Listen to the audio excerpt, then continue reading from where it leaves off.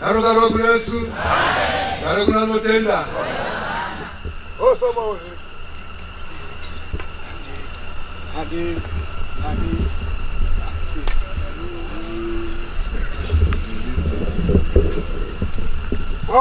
Mutuma wetu tere.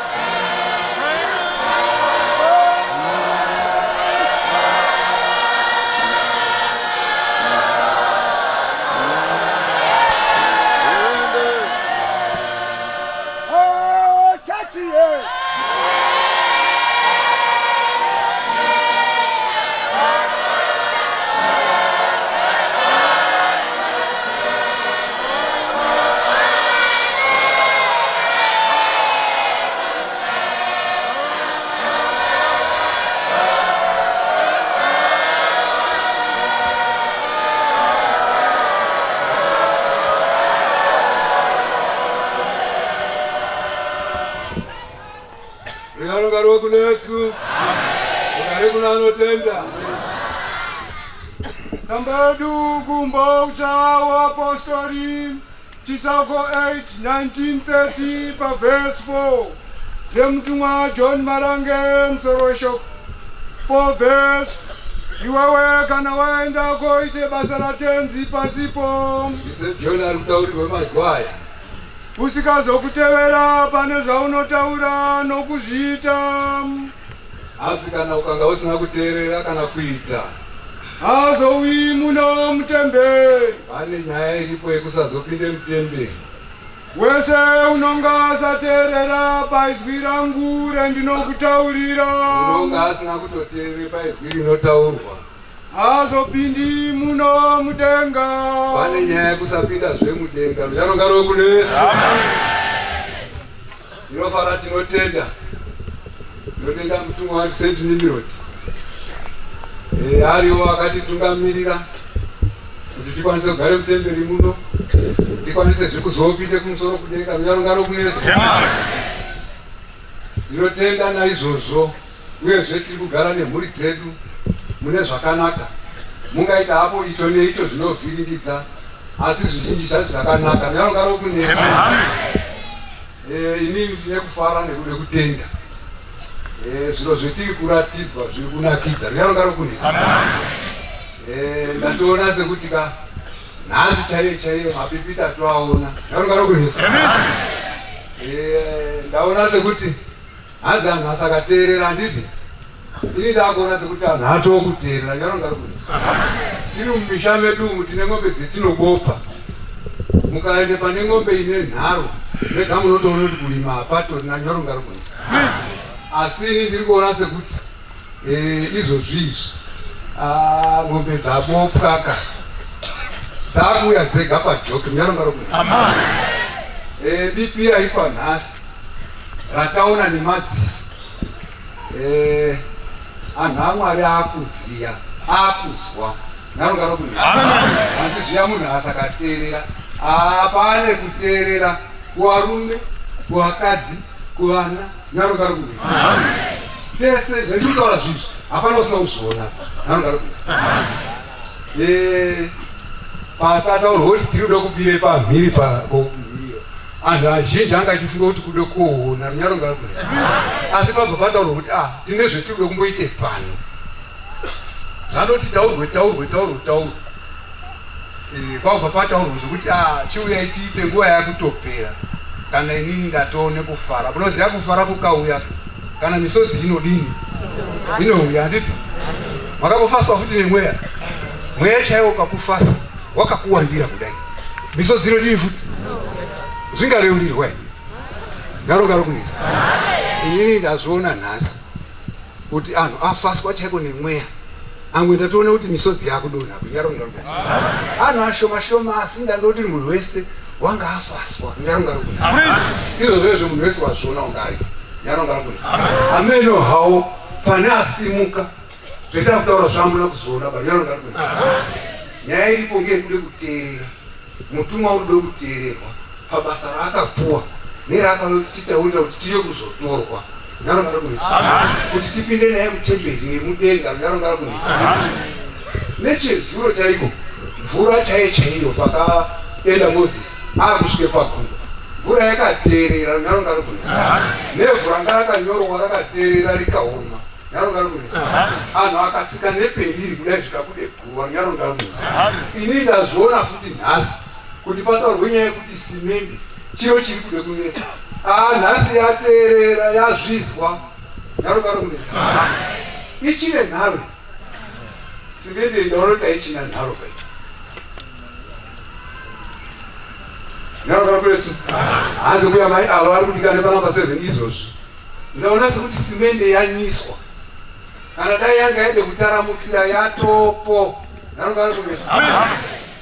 Munoti munhu akaroora hake mukadzi wake aine danga remwombe ino mari yekuroora ainayo zvinomuremera. Hazvirema nditi muri kuona kuti zvicharema here zvekuti temberi iperi.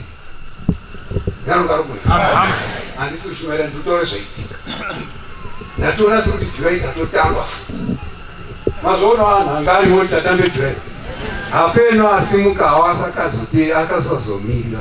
Isusu July tapinda ngekuti tatopinde rimwe sabata rechipiri nhasi musi weSondo. Nyaronga rokunisa. Mazvizwa mazoona tatopinda July. Ndokuti temberi radini. Saka iyo yeunity yataratidzwa iyo kuti tiite yangaona amwe arume angaine mbudu dzawo. Zvanotaurwa pano makuseni kuti arume usasiye mbudu bangatibire nadzo. Anhu aisimuka ega. Hapana kuti simuka izvo tinopimbozoita tipe zvakati. Anhu aisimuka ega kuende pajoki. Nyaronga rokunisa.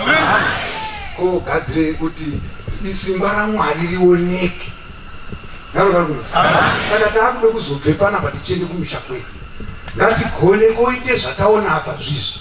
Kuti tuine zviro zvamambozwa umwe murume wataurwapo wakati inini ndakugadzire guva raJesu Kristu ndemene kuti aitwe pakanaka padombo. Nyaronga rokunisa. Saka isusu tese ngatiende komira tiwe tigadzire nzvimbo ine inake. Simba raMwari neizwi raMwari rizike nyika yese kubudikidza tisu. Nyaronga rokunisa. Nekuti dai kunotoshumairwa isi takatoriswa. Sezvo zvaakutoratidza zvega kuti chigaro chaMwari tachikomberera tiri kuchitsikira. Nyaronga rokunisa. Hapachina umwe nharo pamaonero andaita. Amene pane zvamaonawo zvokuti zvine nharo.